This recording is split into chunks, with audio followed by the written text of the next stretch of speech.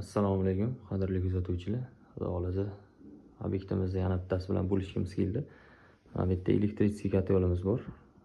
Ta'mirlanyapti, undan kelinadi. Xudo xolasa, o'shaning o'rniga chiqarilgan. Joylari tayyor, shunday bo'lsa bo'ldi. Ko'rishlaring mumkin, filtrlardan foydalanganmiz. Haier Eurohot kotellar qo'yilgan. Bu ham o'zlarining eskidan foydalanib kelganlari. Haier Greenline modelidan foydalanganmiz.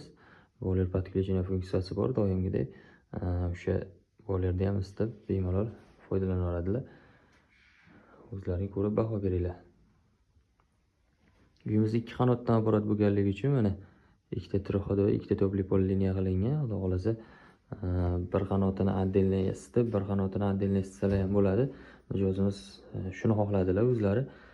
Bu tarafida yashamaydigan paytlar to'g'ri kelib qolar ekan, arada bir tarafini ishlatadigan vaqtlarida foydalanaveradilar.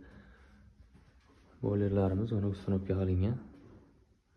Mana bu yerda xudo xolasa palivka beramiz hovlilariga.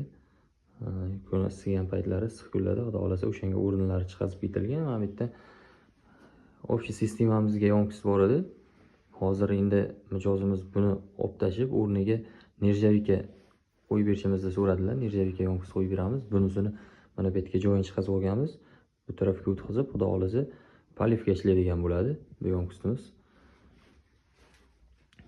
Mana bu yerda radiatorlarimiz uchun keyinchalik mijozimiz yana qurilishlari bor ekan. O'shalarni qursam ishlatib olishim kerak deganliklari uchun mana shu yerdan joyin chiqazib ketganmiz. Xudo xolasa yana keyinchalik qurilish qilgan vaqtlari kelib, ularni ham chiroyli qilib, ustanobga qilib ulab beramiz.